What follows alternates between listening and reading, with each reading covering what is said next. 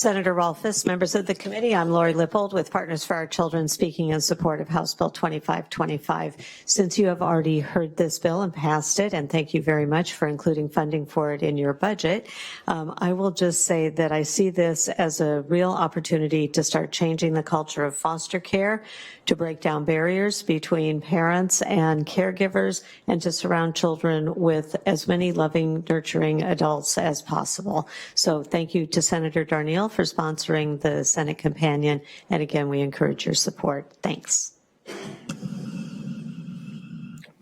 Members of the committee, thank you for having us here. My name is Seth Davidson. I currently live in downtown Tacoma. I've successfully navigated the child welfare system twice, so I've been through 2 dependencies. I now have custody of both my children that were involved in that.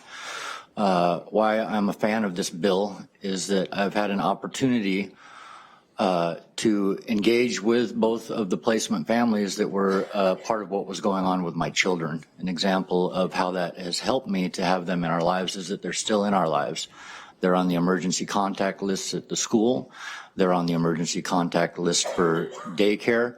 An example is one of them, my 6-year-old, will be getting off the bus with the family that they were placed with today, probably right now as I'm speaking. Another reason why it's been really important for my family, I have a disabled child, and it has been invaluable the experience and help that has come from the placement family in helping with my daughter's disabilities. I've also had a few years as a volunteer with Parent for Parent in Pierce County to see how much of a drastic change it makes in the families that do or do not become re-engaged in the child welfare system if they have the opportunity to have that support from the families that their children were placed with. Thank you. Good afternoon. My name is Nathan Lachine. I've been a foster parent for over 16 years. I want to thank you for including the Family Connections program into the budget.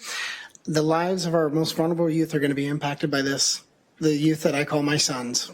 We have all heard it takes a village. That's exactly what the Family Connection program creates for our most vulnerable youth.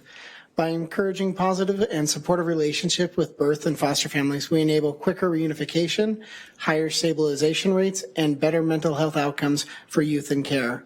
The Family Connections program expands the support network and community connections for youth and their families. By creating a supportive and collaboration for these families within our communities, we demonstrate our commitment to them and their ongoing successes.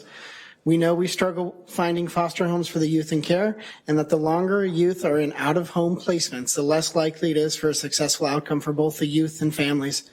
Reunification is the ultimate goal.